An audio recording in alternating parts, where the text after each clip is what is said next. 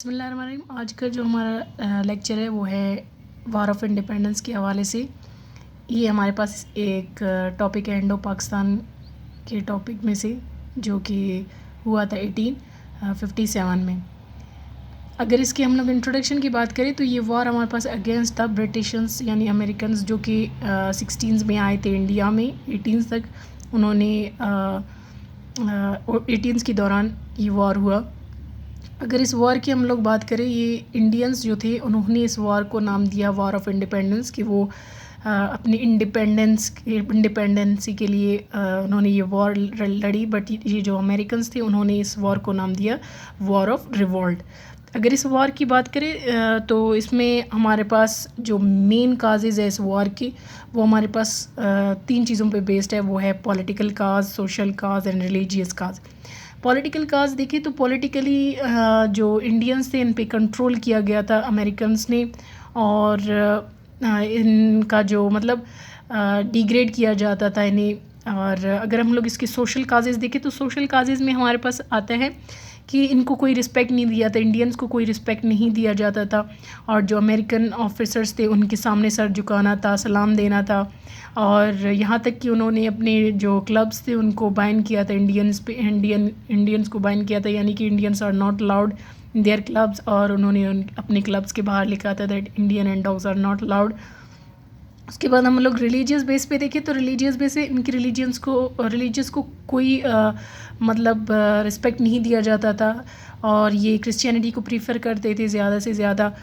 और जो हमारे पास अगर इसमें हम लोग देखें, जो मिलिट्री में सिक्स को शेव करना अलाउड नहीं था, रिलीजन में वो शेविंग नहीं करते थे। बट अगर ये अमेरिकन्स की बात करें तो ये फोर्सफुली उन्हें शेव करने पे मजबूर करते थे। जैसे कि हिंदूज़ आर नॉट वो मतलब हिंदूज़ जो थे वो ट्रैवल नहीं करते थे, सी में ट्रैवल नहीं करते थे। बट जो अमेरिकन फोर्स था वो उन्हें फोर्सफुली मिलिट्री में ट्रैवल करवाते थे। और इस तरह जैसे कि मुसलमानों के लिए पिग तो हराम था, तो वो फोर्सफुली उन्हें पिग्स मुंह में रखने के लिए फ़ोर्स करते थे।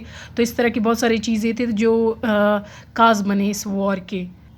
इसके बाद अगर हम लोग बात करें लीडर्स ऑफ द वॉर, इस वॉर में जो हमारे पास लीडर्स थे, जैसे कि हमारे पास नाना शोएब हमारे पास है, वो जो कानपुर से थे।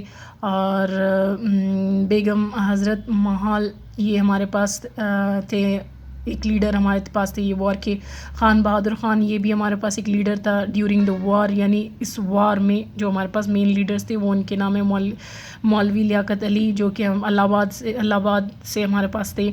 और रानी लक्ष्मी बाई जो झांसी से थे। ये हमारे पास मेन लीडर्स थे इस वॉर ऑफ इंडिपेंडेंस के।